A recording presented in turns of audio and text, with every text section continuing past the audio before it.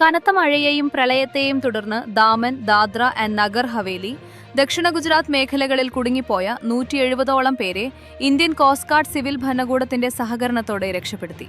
July 22 അർദ്ധരാത്രി മുതൽ കനത്ത പ്രളയത്തിലും പ്രതികൂല കാലാവസ്ഥയിലും നടത്തിയ 11 സാഹസിക രക്ഷാപ്രവർത്തനങ്ങളിലൂടെയാണ് ഇവരെ സുരക്ഷിത സ്ഥാനങ്ങളിലേക്ക് മാറ്റിയത്. ജൂലൈ 22, 23 തീയതികളിലെ രാത്രിയിൽ സിൽവാസയിലെ ഖാൻവെലിൽ നിന്ന് 5 പേരെയും കടയ്യതയ്യ തീരദേശത്ത് നദിക്കരയിൽ കുടുങ്ങിയ 3 മത്സ്യത്തൊഴിലാളികളെയും രക്ഷപ്പെടുത്തിക്കൊണ്ടാണ് ദൗത്യം ആരംഭിച്ചത്. തുടർന്ന് റോഡ് ഗതാഗതം പൂർണ്ണമായും തടസ്സപ്പെട്ട വെൽസ്പൺ ഇൻഡസ്ട്രിയൽ ഏരിയയിൽ കുടുങ്ങിയ 60 പേരെ ജൂലൈ 23, 24 തീയതികളിലെ രാത്രിയിൽ സുരക്ഷിതമായി പുറത്തെത്തിച്ചതാണ് പ്രധാന രക്ഷാപ്രവർത്തനങ്ങളിലൊന്ന്.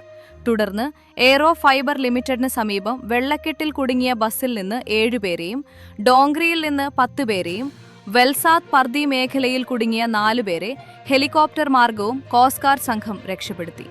റിലയൻസ് ഇൻഡസ്ട്രീസ് പരിസരത്തുനിന്ന് രാത്രിയിൽ 8 പേരെയും അവധ് സൊസൈറ്റിയിൽ നിന്ന് 10 പേരെയും ഒഴിപ്പിച്ചു. അവധ് സൊസൈറ്റിയിൽ നിന്ന് രക്ഷപ്പെടുത്തിയവരിൽ 9 മാസം ഗർഭിണിയായ സ്ത്രീയും ശ്വാസതടസ്സം അനുഭവപ്പെട്ട മറ്റൊരു സ്ത്രീയും ഉൾപ്പെട്ടിരുന്നു. ഇവർക്ക് കൃത്യസമയത്ത് വൈദ്യസഹായം ലഭ്യമാക്കാനും സാധിച്ചു. ജൂലൈ 24-ന് നവ്സാരി ജില്ലയിലെ മേന്ദർ ഗ്രാമത്തിൽ നിന്ന് 2 ഹെലികോപ്റ്ററുകൾ 12 ഉപയോഗിച്ച് 33 പേരെ എയർലിഫ്റ്റ് ചെയ്തു. ഇതിൽ കടുത്ത നെഞ്ചുവേദന അനുഭവപ്പെട്ട വ്യക്തിക്ക് അടിയന്തര വൈദ്യസഹായം നൽകുകയും ചെയ്തു. പ്രദേശത്ത് രക്ഷാപ്രവർത്തനവും നിരീക്ഷണവും ഇപ്പോഴും സജീവമായി തുടരുകയാണ്.